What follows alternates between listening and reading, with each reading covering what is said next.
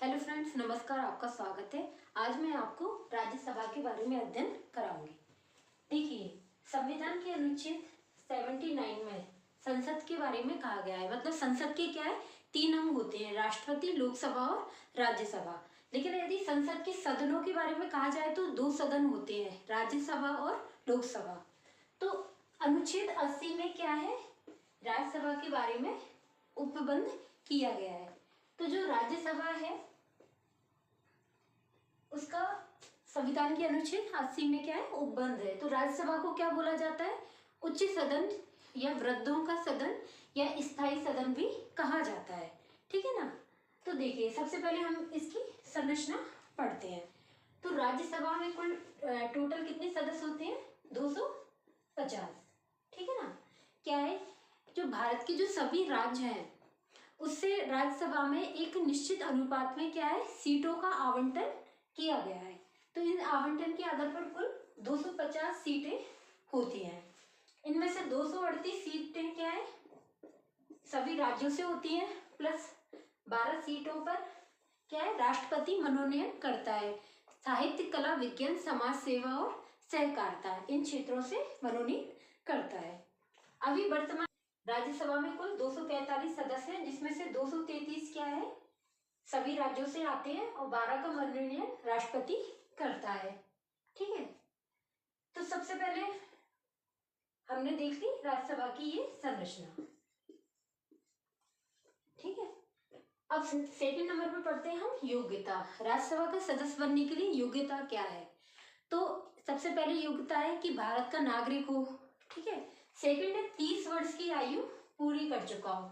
जैसे जो लोकसभा है उसके लिए योग्यता क्या है, 25 वर्ष की आयु, न्यूनतम 25 वर्ष की आयु पूर्ण कर चुका। अधिकतम के बारे में कुछ भी उपबंध नहीं है।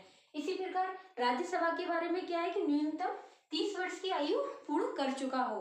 तो इसमें क्या है, 30 वर्ष से ऊपर के सदस्य जो व्यक्ति हैं वो क्या इसके सदस्य बनते हैं। इसीलिए इसको राज्यसभा को क्या, वृद्धों का सदन भी कहा जाता है। ठीक है ना। तो इसके लिए योग्यता क्या है, 30 वर्ष की आयु पूर्ण कर चुका हो, भारत का नागरिक हो, राज्यसभा का सदस्य निर्वाचित होने योग्य हो, किसी लाभ के पद पर ना हो। ठीक है। शारीरिक और मानसिक रूप से अक्षम ना हो। तो ये योग्यता हम राज्यसभा के सदस्यों की देखते हैं। अब देखते हैं हम निर्वाचन। तो राज्यसभा के जो सदस्य हैं उनका निर्वाचन में क्या है, सभी राज्यों की जो विधानसभा है उसके जो निर्वाचित सदस्य यानी विधायक है ना, वो निर्वाचन में भाग लेते हैं। वो यानी कि राज्यसभा के जो सदस्यों का क्या है, अप्रत्यक्ष निर्वाचन प्रणाली से वोटिंग होती है। आनुपातिक प्रतिनिधित्व की एकल संक्रमणीय मत प्रणाली।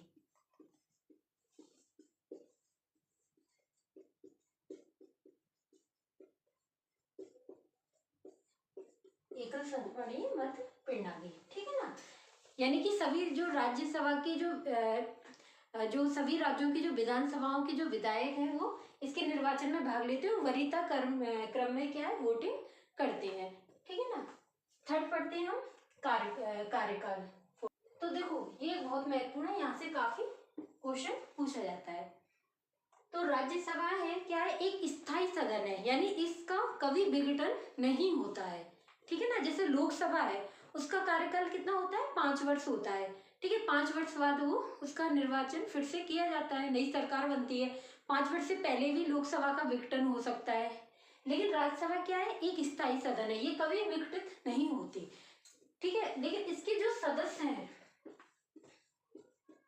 उसका कार्यकाल कितना होता है, 6 वर्ष।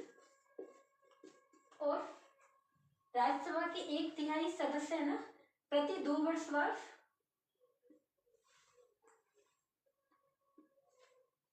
पद रिक्त कर देते हैं और प्रति 2 वर्ष बाद क्या है, फिर नए सदस्य उन पदों पर नियुक्त होते हैं। 1/3 सदस्य प्रति 2 वर्ष बाद क्या है, पद त्याग देते हैं, मतलब उनका 6 वर्ष का कार्यकाल पूर्ण हो जाता है और फिर नए सदस्य आते हैं। ठीक है ना। प्रति 2 वर्ष में फिर उस स्थान पर नए सदस्य आते जाते हैं। तो अगर पेपर में इस तरह क्वेश्चन पूछा जाए कि राज्यसभा का कार्यकाल होता है 5 वर्ष, 6 वर्ष, 4 वर्ष या इनमें से कोई नहीं, तो इसका आंसर क्या होगा, इनमें से कोई नहीं। क्योंकि क्या है, राज्यसभा क्या है, एक स्थायी सदन है। अध्यक्ष या सभापति। तो उपराष्ट्रपति क्या है, राज्यसभा का पदेन सभापति होता है, ठीक है ना। तो यानी कि उपराष्ट्रपति क्या है, राज्यसभा का सदस्य नहीं है वो, ठीक है ना, लेकिन वो उसका सभापति होता है। इस तरह से भी क्वेश्चन पूछा जाता है कि ऐसा कौन सा सदन है जिसका जो सभापति है वो उसका सदस्य नहीं होता, तो उत्तर क्या है, राज्यसभा, ठीक है ना। और एक उपसभापति होता है। जब उपराष्ट्रपति कार्यवाहक राष्ट्रपति के रूप में कार्य करता है, राष्ट्रपति का पद रिक्त होने पर कार्यवाहक राष्ट्रपति के रूप में कार्य करता है, तो जो उपसभापति होता है वो फिर सभापति का कार्य करता है, ठीक है ना, उपराष्ट्रपति का पद रिक्त होने पर। और जो उपराष्ट्रपति है वो राज्यसभा के सभापति के रूप में ही वेतन भत्ते सभी सुविधाएं प्राप्त करता है। अनुच्छेद 249 क्या कहता है, यदि राज्यसभा अपने उपस्थित और मत देने वाले सदस्यों के 2/3 बहुमत से ये प्रस्ताव पारित कर दे कि राज्य सूची का कोई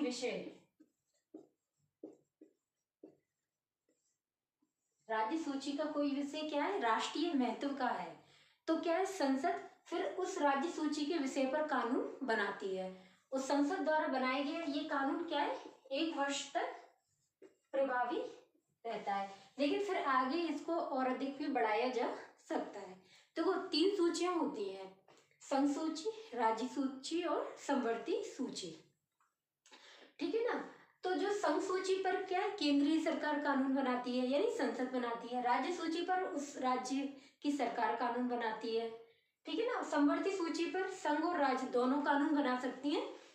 केंद्रीय सरकार और राज्य सरकार ने कानून बनाया है, यदि आपस में वो एक दूसरे से अलग है तो केंद्र द्वारा बनाया गया कानून ही क्या है, प्रभावी होता है। तो राज्य सूची के विषय पर संसद को कब अधिकार मिल जाता है कानून बनाने का, जब राज्यसभा अपनी उपस्थित और मत देने वाले सदस्यों के 2/3 बहुमत से प्रस्ताव पारित करती है, लेकिन ये क्या 1 वर्ष तक ही प्रभावी रहता है और फिर इसे आगे इसको और अधिक बढ़ाया जा सकता है।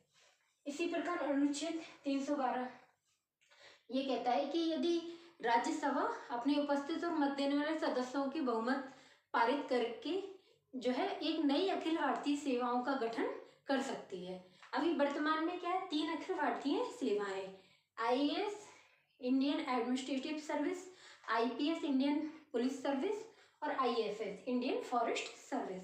और अगर राज्यसभा चाहे तो अनुच्छेद 312 के तहत प्रस्ताव पारित करके क्या है, नई अखिल भारतीय सेवा का सृजन कर सकती है। तो ये दोनों जो अनुच्छेद है ये काफी महत्वपूर्ण है, जो राज्यसभा की शक्ति को बताते हैं। अब धन विधेयक, जैसे क्या है कि जब लोकसभा में जो लोकसभा का अध्यक्ष होता है वो ये निर्धारित करता है कि ये विधेयक धन विधेयक है या नहीं, तो क्या अध्यक्ष ये प्रमाणित कर देता है कि ये विधेयक धन विधेयक है, तो फिर ये राष्ट्रपति की अनुमति से संसद में लाया जाता है पास करने के लिए, ठीक है ना। तो सबसे पहले जो धन विधेयक है ना वो कहाँ पे लाया जाता है, लोकसभा में, और जब ये लोकसभा से पास हो जाता है तो फिर ये कहाँ जाता है, राज्यसभा में। धन विधेयक कभी भी राज्यसभा में पहले नहीं लाया जाता, ये काफी महत्वपूर्ण फैक्ट है ना। तो सबसे पहले कहाँ लाया जाएगा, लोकसभा में, लोकसभा से पारित होने के बाद ये राज्यसभा में जाता है। राज्यसभा जो है अधिकतम 14 दिन तक ये इसको अपने पास रख सकती है धन विधेयक को, ये काफी महत्वपूर्ण फैक्ट है, अनुच्छेद वो 14 दिन, ठीक है ना। तो राज्यसभा क्या है, सिर्फ 14 दिन तक ही धन विधेयक को अपने पास रख सकती है। यदि राज्यसभा ने 14 दिन के बाद भी धन विधेयक को पारित नहीं किया तो ये समझा जाता है कि पारित कर दिया है, ठीक है ना। और राज्यसभा क्या है, धन विधेयक के संबंध में संशोधन के लिए कुछ सिफारिश कर सकती है, इस सिफारिश को मानने के लिए लोकसभा बाध्य नहीं है, ठीक है ना। तो धन विधेयक हमेशा लोकसभा में लाया जाता है, कभी राज्यसभा में नहीं लाया जाता सबसे पहले, ठीक है ना। राज्यसभा में वो बाद में आता है और अधिकतम 14 दिन तक ही वो राज्यसभा में रहता है। यदि राज्यसभा इसको पारित नहीं करेगी तो ये समझा जाता है कि राज्यसभा ने इसको पारित कर दिया है। और धन विधेयक के संबंध में राज्यसभा सिर्फ सिफारिश कर सकती है संशोधन के लिए, उन सिफारिशों को मानना या ना मानना ये लोकसभा के ऊपर निर्भर करता है। नेक्स्ट है अधिवेशन। देखो संसद के दो सदन होते हैं, लोकसभा और राज्यसभा। इनमें क्या है, 3 अधिवेशन होते हैं एक वर्ष में, ठीक है ना, अधिवेशन या सत्र, ठीक है ना। तो एक कौन सा होता है, सबसे पहले होता है बजट सत्र, फिर होता है मानसून सत्र, और फिर तीसरा शीतकालीन सत्र। और राष्ट्रपति क्या है, अगर उसको ये लगता है कि कोई विशेष निर्णय लेना है तो वो इस स्थिति में विशेष सत्र जो है उसको भी बुला सकता है, ठीक है ना। तो ये जो 3 सत्र होते हैं, तो उनके जैसे एक सत्र हुआ तो उस सत्र के अंतिम दिन की जो बैठक है और दूसरे सत्र की जो पहले दिन की बैठक है, उनके बीच में क्या है, 6 महीने से अधिक अंतर नहीं होना चाहिए, ठीक है ना।